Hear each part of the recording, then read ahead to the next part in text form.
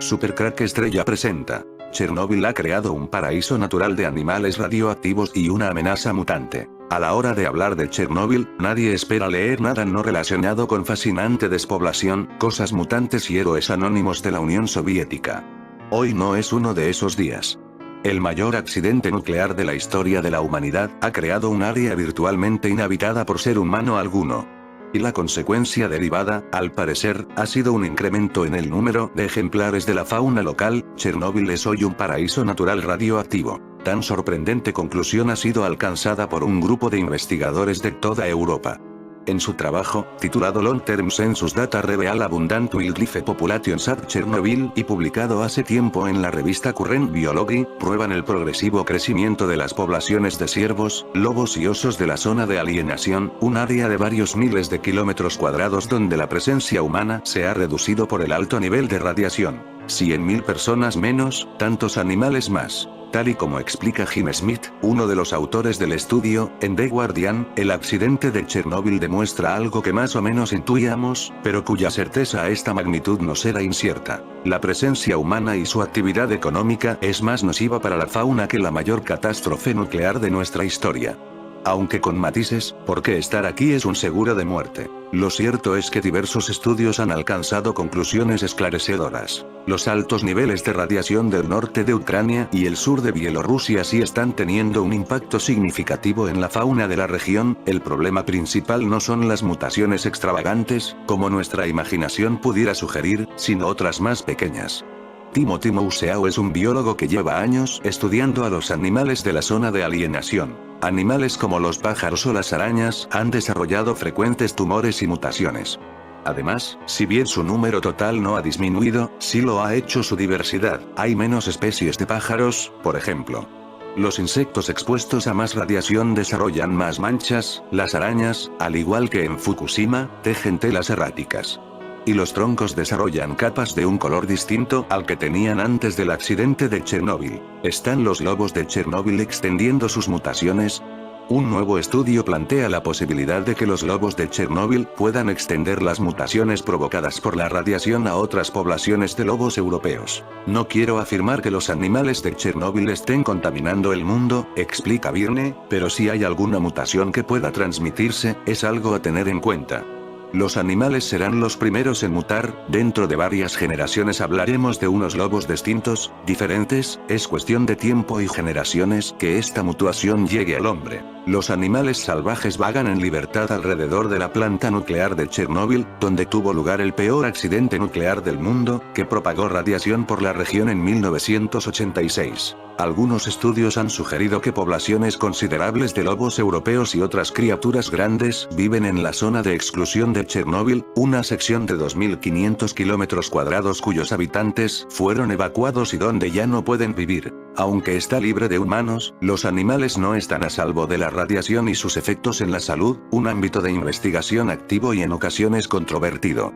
Aún hay muchas incógnitas sobre la medida en que la radiación provoca mutaciones en diversas especies y si éstas podrían extenderse fuera de la zona. Un viaje épico. En un experimento reciente, los investigadores siguieron a 13 lobos mediante collares de rastreo que pueden medir la radiación y descubrieron, como era de esperar, que los animales encontraban más radiación al atravesar las zonas más contaminadas, pero una observación del estudio, publicado en European Journal of Wildlife Research, llama la atención. Un macho joven con collar emprendió un viaje de 400 kilómetros fuera de la región, primero hacia el este a Bielorrusia, después a Ucrania, y finalmente hasta Rusia. Se trata de la primera migración de larga distancia registrada en lobos desde dentro de la zona de exclusión de Chernóbil hacia sus alrededores, según explica el líder del estudio Jim Beasley, ecólogo de vida silvestre en la Universidad de Georgia en Estados Unidos. Beasley explica que los lobos machos jóvenes suelen viajar largas distancias en busca de pareja, por lo que ese hecho en sí mismo no es sorprendente. Sin embargo, aporta más pruebas de que existen grandes poblaciones de animales en la región de Chernóbil. Sabemos que la población de lobos en la zona de exclusión de Chernóbil es grande, afirma el primer autor Michael Byrne, que estudia ecología y desplazamiento animal en la Universidad de Missouri. Se espera que conforme una población de un animal cualquiera aumenta hasta cierto nivel, solo puede contener un número determinado, de forma que los animales jóvenes se dispersan. Las mutaciones por el accidente de Chernóbil en animales y humanos han sido investigadas desde que ocurrió el suceso en el año 1986. Este accidente nuclear es considerado el más grave de la historia, junto con el acaecido en Fukushima, Japón, en 2011. Es, sin duda, uno de los mayores desastres medioambientales de la historia. El accidente sucedió en la central nuclear Vladimir Ilich Lenin. En una simulación de corte de suministro eléctrico, se sobrecalentó el núcleo del reactor nuclear número 4. Este sobrecalentamiento acabó provocando una explosión del hidrógeno que se acumulaba en su interior. Se estaba experimentando con el reactor para saber si se podía generar suficiente electricidad con sus turbinas, para que en caso de fallo, las bombas de refrigeración funcionasen hasta que los generadores secundarios arrancasen. La cantidad de tóxicos liberada a la atmósfera fue unas 500 veces mayor que la liberada por la bomba atómica arrojada en Hiroshima en 1945. Esto provocó una alarma internacional, ya que los niveles de radiación se detectaron en más de 13 países de Europa Central y Oriental. Tras el accidente ocurrido en el reactor número 4 de Chernóbil, se comenzó el proceso masivo para la descontaminación, contención y mitigación de la zona y sus alrededores. Cerca de 600.000 personas participaron en el proceso de descontaminación. Se creó un radio de 30 kilómetros alrededor de la central nuclear para aislarlo, estando hoy en día vigente. Esta zona se la conoce como zona de alienación. La zona de alienación se hizo para crear un radio de evacuación de la población y establecer un perímetro para que la gente no entrara en la zona contaminada. Este territorio está fuertemente contaminado no solo por el polvo radiactivo que surgió en el momento del accidente, sino también por los enterramientos de materiales contaminados por parte de los encargados de la limpieza de la zona. Muchos de estos enterramientos aún siguen sin ser localizados. La central de Chernóbil sufrió su cierre definitivo en diciembre del año 2000. Para la clausura de la central y proteger los residuos que aún se encuentran dentro de ella, se creó un sarcófago. Este es una estructura de acero que protege el recinto y contiene la contaminación radiactiva. En el año 2016, cuando se cumplieron 30 años de la catástrofe, se creó un nuevo sarcófago, al que se le denominó Nuevo Sarcófago Seguro. Es una de las mayores estructuras construidas hasta el momento. Está construido con grúas que son controladas a distancia, para con el paso del tiempo ir desmontando la estructura antigua. Se calcula que esta estructura tendrá una vida útil de más de 100 años. En el año 1988 se publicó la primera evidencia científica que relaciona las malformaciones con la lluvia radiactiva. Se empezaron a detectar aberraciones cromosómicas, es decir, mutaciones y alteraciones en el número de genes o en el orden de los mismos dentro de los cromosomas. A través de informes posteriores, se llegó a la conclusión que las aberraciones cromosómicas encontradas en los países colindantes fueron debidas al grado de exposición que se tuvo de la nube tóxica y que la incidencia de las aberraciones se basa en una simple relación de dosis-respuesta. Mutaciones en los animales. El accidente no solo causó problemas a los humanos, sino que todos los animales y plantas de la zona fueron afectados. Cuando se comenzó a evacuar a las personas, el gobierno también evacuó al ganado que se encontraba en la zona afectada. Esta evacuación de animales domésticos, a lo largo de los años ha producido un aumento de los animales salvajes. La zona de alienación es ahora un paraíso natural de animales radiactivos, que ha duplicado su población de caballos salvajes, lobos y ciervos, entre otros. Los animales están contaminados por radiación, y pese a que la diversidad es menor, el número de ejemplares ha aumentado progresivamente. No todos son mutaciones extravagantes de las razas ya existentes, sino que son pequeños matices que nos indican el grado de contaminación de estos animales. Los herbívoros, que se alimentan de plantas y hongos que se encuentran por el suelo, son los más afectados ya que los niveles de contaminación de estos son más altos. Desarrollan tumores y pequeñas mutaciones, y en el caso de algunas especies desarrollan conductas anormales. En el caso de las arañas, por ejemplo, tejen telas erráticas y tienen más y distintas manchas que otras de su mismo género en otra localización. Pese a que en la zona está prohibida la habitabilidad para los humanos, muchas especies en peligro de extinción se han incluido en la zona para que se desarrollen ya que no existe impacto humano. Y pese a la radiación de la zona, la fauna parece que va creciendo y se mantiene estable en Chernóbil. Te vas a morir de miedo. Una joven quiso ver cómo eran las calles de Chernóbil, en Ucrania, y decidió usar el Google Maps para ello, pero jamás pasó por su cabeza que hallaría una imagen perturbadora en uno de los edificios de la ex base nuclear. ¿Qué pudo captar? Cuando lo sepas no vas a poder creerlo. Muchos conocen la historia del accidente nuclear en Chernobyl, una serie de explosiones e incendios desencadenó una propagación de radiactividad que afectó a quienes estaban cerca a la catástrofe.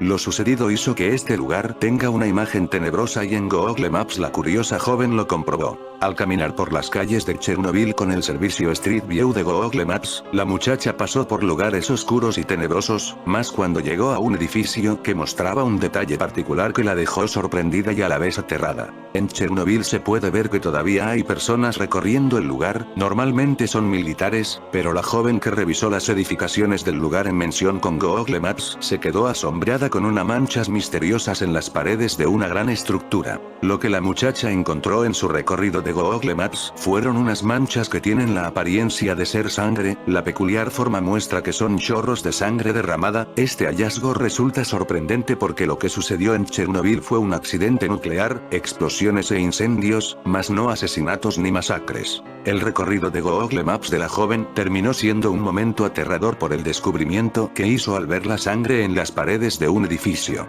No se sabe aún a qué se deben estas manchas, pero esto solo crea más leyendas urbanas sobre lo sucedido en Chernobyl. Este hallazgo en Google Maps refuerza las leyendas urbanas y terroríficas sobre Chernobyl. Este lugar posee una reputación perturbadora y hasta se han hecho películas al respecto. Son muchas las personas que utilizan la opción de Street View para conocer algunos lugares del mundo en Google Maps, pues este servicio te permite ver las calles al ras del suelo, como si estuvieras en ese lugar en cuerpo entero. En ocasiones, las personas que han usado Google Maps se han topado con apariciones paranormales como también con ovnis. Estos hallazgos suelen volverse de manera muy rápida en virales de las redes sociales. Sin embargo, en un principio, Google Maps agregó este servicio a su sistema para reconocer ciertas calles de diferentes partes del mundo por un tema de ubicación.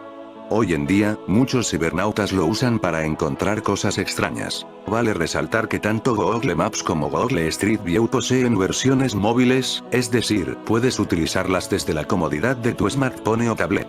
La ciudad de Pripyat es considerada uno de los lugares más interesantes para los investigadores de lo paranormal. Muchos de los expertos piensan que los eventos relacionados con la radiación y los fenómenos paranormales tienen una relación directa, aunque algunos afirman que la radiación es un subproducto de la actividad paranormal, otros creen que las partículas radiactivas actúan como combustible para el más allá. Antes de la explosión del reactor muchas personas reportaron avistamientos del llamado pájaro negro de Chernóbil, una gran criatura semejante a un hombre sin cabeza.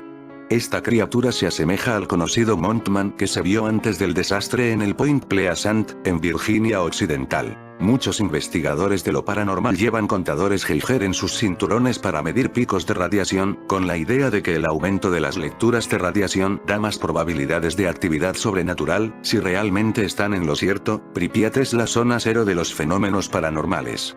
No cabe ninguna duda de que Chernobyl y sus alrededores no serán nunca lo suficientemente seguros como para poder realizar una adecuada investigación paranormal que podría explicar el vínculo entre la radiactividad y lo paranormal. Pero con estos inconvenientes, son muchos los que afirman haber visto misteriosas siluetas de personas y sombras, apariciones de antiguos médicos y bomberos caminando en medio de las calles y edificios abandonados. ¿Por qué la radiación convirtió a Chernobyl en el lugar perfecto para la paranormal? El químico Reichenbach escribiría varios tratados refiriéndose a una fuerza natural presente en la materia que bautizó en 1852 con el nombre de Esa fuerza ODICAT podía llegar a ser vista por los sensitivos, quienes aseguraban que de la punta de sus dedos, tras sentir una especie de picazón, irradiaban extraños efluvios que se propagaban por el aire. El Dr. Baretti continuó en 1880 con las investigaciones iniciadas por Reichenbach, asegurando que dicha fuerza neurica, como él prefirió llamarla, brotaba, no solo de los dedos, sino también de los ojos y de la boca. El coronel francés Albert de Rochas también se interesó por este extraño fluido y en 1891 publicó un libro titulado Les fluides des magnétiseurs, donde se hacía eco de los experimentos realizados al respecto con sujetos hipnotizados, aunque fue incapaz de pronunciarse sobre su naturaleza. Más precisos fueron quizás los experimentos magnéticos llevados a cabo por el físico Carl F. Solner y el anatomista y psicólogo Ernst H. Weber con el medium norteamericano Henry Slade. En su célebre tratado de parapsicología, René Sudre nos cuenta lo siguiente. En una experiencia hecha con dos brújulas, una grande y una chica, encerradas en globos de vidrio, Solner y Weber sostuvieron sobre la mesa las manos abiertas de Slade, a 30 centímetros de las brújulas. Las agujas oscilaron, la más chica con gran rapidez, y luego comenzaron a girar, la segunda con más lentitud y como si estuviera influida por un movimiento de la mesa. Una aguja de tejer, desprovista de magnetismo, se volvió magnética cuando Slade, siempre con las manos sostenidas por los experimentadores, la mantuvo unos instantes sobre una tablilla debajo de la mesa. Se creó un fuerte polo sur, sin polo norte en el otro extremo. Al alcanzarse los primeros años del siglo XX, diversas investigaciones realizadas con mediums como Eusapia Palladino y Stanislawa Tomczyk sirvieron para descubrir también los supuestos efectos eléctricos del fluido vital. Destacables en este sentido fueron los experimentos efectuados por el profesor polaco Julian Ochorowicz, empleando para ello galvanómetros. Ante él, Stanislawa era capaz de cerrar una corriente galvánica entre dos electrodos situados a varios milímetros de distancia o desviar la aguja de un galvanómetro hasta 50 grados. Por su parte, Eusapia descargaba un electroscopio cargado con una placa de ebonita con solo acercar sus dedos a escasos centímetros. Esa radiación podía incluso atravesar pantallas metálicas con una fuerza de penetración superior que la de los rayos X, como comprobó el ruso Yurievich. Al actuar en forma rígida, las radiaciones emitidas por el efluvio fueron bautizadas por Ochorowicz con el nombre de rayos rígidos. René Blondier, profesor en la Universidad de Nancy, sugería que eran producidos por el sistema nervioso humano, al igual que el Dr. Chevillard, quien afirmó que los fenómenos llamados espiritistas no son más que manifestaciones inconscientes de acción magnetodinámica del fluido nervioso. El psiquiatra italiano Ferdinando Cazzamagli, por su parte, encontró cierta analogía entre dicho fluido y las ondas electromagnéticas atenuadas de longitud variada. En su imprescindible obra Los fenómenos de la mediumnidad, el médico alemán Albert von Schrenk-Notzing, uno de los metapsiquistas más destacados de la época, decía sobre estos efluvios que son de naturaleza física, rectilíneos son hilos más o menos elásticos, rígidos, casi siempre invisibles, que pueden no solo poner en movimiento, sino también elevar en el aire objetos colocados en el campo medianímico. Su acción varía y depende de la influencia ejercida por la ideoplastia inconsciente. Asimismo, se realizaron experimentos para detectar los efectos mecánicos del fluido humano, se inventaron aparatos para tales pruebas como el magnetómetro, el estenómetro o el biómetro. Los resultados parecían confirmar la existencia de un fluido que podía ser exteriorizado por el medium. En ocasiones, el fluido impresionaba placas fotográficas sensibles, y en otras, se condensaba para producir fenómenos de materialización, como el ectoplasma, una sustancia viscosa de contornos indefinidos que se moldea hasta adquirir a veces rasgos humanos, para luego ser reabsorbida de nuevo por el medium. El físico y premio Nobel Sir William Crookes, que ya desde 1870 venía investigando a fondo y rigurosamente las manifestaciones mediúmnicas, ectoplasmia, raps, fotogénesis, telesinesia, levitación, etc., sometiendo a numerosas pruebas a mediums como Florence Cook y Daniel Dehaene, comenzó a hablar de fuerza psíquica. Desde el comienzo de mis investigaciones comprobé que el poder que producía esos fenómenos no era una simple fuerza ciega, sino que había una inteligencia que la dirigía o por lo menos que la acompañaba. Esa fuerza a la que he dado el nombre de psíquica, postuló Crookes. El ya aludido Schrenk-Notzing se oponía a la entonces tan en boga hipótesis espiritista, al aclarar que todos estos hechos dependen en el último análisis de los fenómenos psíquicos que se desarrollan en el subconsciente del medium. El misterio de la fenomenología psicodinámica, de que son capaces estos sujetos, no reside en la naturaleza de seres extracorporales hipostasiados, concluye el médico alemán, sino más bien, en una transformación desconocida hasta hoy de las fuerzas biopsíquicas del organismo del medium.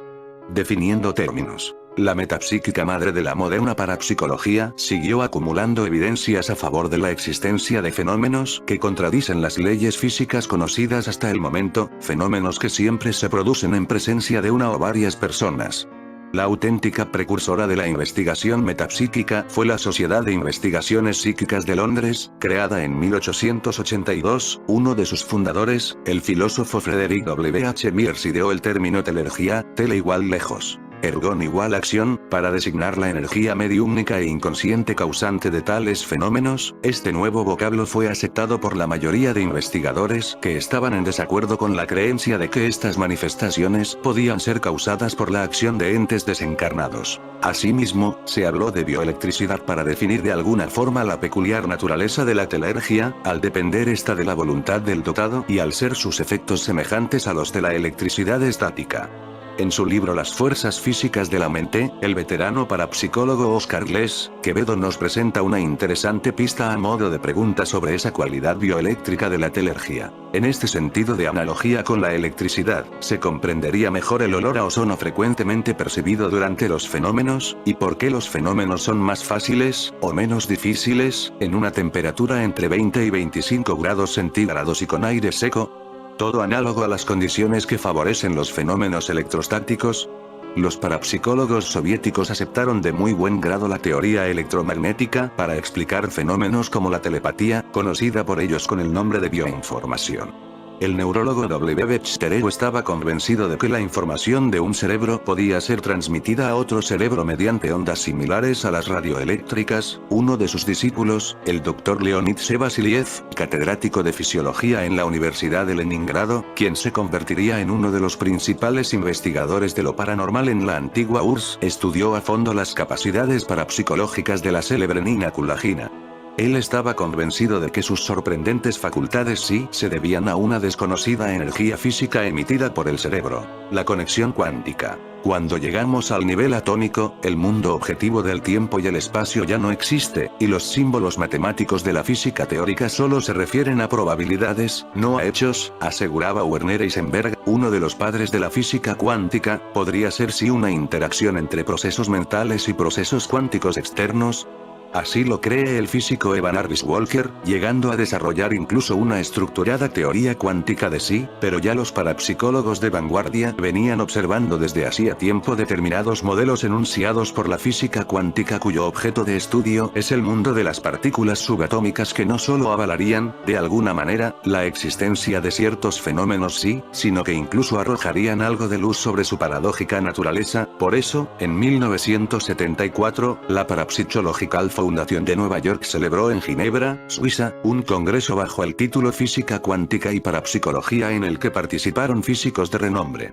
La colaboración incipiente entre parapsicólogos y físicos es el indicio de una fase nueva interdisciplinaria de la investigación parapsicológica, anunciaba por entonces el prestigioso parapsicólogo Hans Bender. En principio, la función sí desafía las leyes mecanicistas planteadas por la física clásica, pero no lo hace con las leyes indeterministas de la teoría cuántica, que no se rigen por la causalidad sino por la probabilidad, y que rompen con la imagen que teníamos hasta ahora del tiempo, el espacio y la masa. Si se permite a la física cuántica violar las leyes de la naturaleza tal como fueron concebidas por los físicos clásicos, la ESP puede reclamar también el mismo derecho, escribe Arthur Koestler en Las raíces del azar. No es de extrañar, pues, que fenómenos como la telepatía, la precognición y la psicosínesis hayan llamado la atención de algunos físicos teóricos como Brian Josephson, Jacques Sarfati, Michael Talbot o Fritjof Capra, que han llegado incluso a aventurarse en la investigación parapsicológica, ante la perplejidad de sus colegas más conservadores. El mundo microscópico que nos revela la mecánica cuántica es tan imprevisible, perturbador y borroso como el mundo de los fenómenos paranormales. Los dos mundos se burlan de nuestro sentido común, y curiosamente, en ambos, la conciencia parece jugar un papel fundamental. Los físicos teóricos han buscado sin éxito determinadas variables ocultas que sirvan para describir el sistema cuántico y resolver el problema de la medición. Algunos de ellos, como Eugene Wigner, han pensado que quizás haya que buscarlas en la propia conciencia humana. Los físicos descubrimos que es imposible dar una definición satisfactoria de los fenómenos atómicos sin hacer referencia a la conciencia. Si el principio cuántico implica a la mente de una manera esencial, encontramos nuevamente en ello un nexo con lo paranormal. Al fin y al cabo, un conjunto de ideas que otorgue un papel importante al observador que realiza las mediciones y un posible papel a la conciencia de dicho observador parece abrir las puertas a los fenómenos psíquicos, apuntan los psicólogos Hans J. Eysenck y Carl Sargent. Es más, los axiomas esenciales de la mecánica cuántica, según el físico Costa de Beauregard, exigen que se produzcan fenómenos psíquicos. El principio de incertidumbre de Heisenberg, por ejemplo, determina que cuando observamos el mundo subatómico ya estamos alterándolo. Por el mero hecho de su observación, el observador se convierte así en participante. En base a este postulado, ¿resulta descabellada la acción de la mente sobre la materia estudiada por la parapsicología? En absoluto. Es más, los numerosos experimentos psicocinéticos llevados a cabo por el físico alemán Helmut Schmidt, empleando generadores de sucesos aleatorios, basados en la desintegración radioactiva del estroncio 90, han permitido detectar esta aparente vinculación entre lo psi y lo cuántico. La idea de que la PK actúa solamente sobre procesos aleatorios parece intelectualmente atractiva y coherente con los experimentos que estamos realizando, quizás apunta a una profunda relación entre la PK y la teoría cuántica, sostiene Schmidt. Otro modelo teórico perteneciente a la mecánica cuántica, y que ya ha sido confirmado experimentalmente, es la paradoja EPR, iniciales de Einstein, Podolsky y Rose, según la cual, dos partículas elementales que han estado alguna vez correlacionadas formando un único sistema, aunque sean separadas una de otra miles de kilómetros, mantendrán una conexión no causal y seguirán transfiriéndose información de forma instantánea. De alguna manera las personas que vivieron en Chernobyl dejaron algo allí, que continúa mostrándose pese a que ellos ya no viven allí. Esta misteriosa comunicación a distancia no recuerda en cierta manera la transmisión telepática. De hecho, la idea de que existan partículas de energía psíquica, semejantes a los neutrinos, actuando como portadoras de la señal telepática, no resulta disparatada para ciertos científicos. El astrónomo B. Firshov las llegó a bautizar con el nombre de mindomes, mientras que el matemático Adrian Dobbs prefirió denominarlas citrones. Estas hipotéticas partículas trasladarían la información psi de una mente a otra, e incluso por sus velocidades hiperlumínicas, podrían traspasar las barreras del tiempo, explicando así fenómenos como la precognición. De alguna manera nosotros vivimos también en el pasado, vagando como fantasmas en otra dimensión. Estos son los seres fantasmas que aparecen en Chernóbil, residuos de nosotros mismos, viviendo en un tiempo pasado dimensional. Como vemos, es tal la conexión entre el mundo cuántico y las facultades psi que, en algunos círculos especializados, ya se ha comenzado a hablar de parapsicología cuántica. Pero es posible que la respuesta final a los fenómenos psi se encuentre más allá del universo del quantum mente holográfica. Y si hemos de buscar el origen de los fenómenos psi en una realidad transpsíquica, como sugería Carl G. Jung, podría tratarse teóricamente de un dominio extraespacial y extratemporal en el que tienen lugar acontecimientos anómalos, o dicho de otro modo, donde residiría la información paranormal. Nuestra mente, a modo de sintonizador, establecería conexión con ese campo psi, que estaría más allá del marco de referencia causal de nuestra realidad material. De hecho, muchos físicos teóricos sugieren que en el nivel subatómico la realidad posee una dimensión adicional. Y es aquí donde entra la radiación de Chernóbil, y porque hay fenómenos paranormales, un nivel más profundo de la realidad en el que todo está interconectado, y que el profesor de física teórica David Bohm llamó orden implicado. Según este novedoso enfoque teórico, ya no podemos entender el universo como una máquina, sino como un gigantesco holograma multidimensional, donde pasado, presente y futuro existen simultáneamente. Es más, el físico Michael Talbot señala que según Bohm ve la cuestión, si cada partícula de la materia se interconecta con todas las demás, el cerebro mismo puede ser visto como infinitamente interconectado con el resto del universo. Puede incluso que la conciencia esté también estructurada de forma holográfica, como afirma el destacado neurofisiólogo Carl Pribram. Este paradigma holográfico, según el cual el cerebro es un holograma que interpreta un universo holográfico, nos podría aclarar muchas dudas sobre la naturaleza de los fenómenos psi. Si existe lo paranormal, dice el propio Bohm, solo puede entenderse mediante su referencia al orden implicado, puesto que en ese orden todo está en contacto con todo lo demás y, en consecuencia, no hay ninguna razón intrínseca para que lo paranormal sea imposible.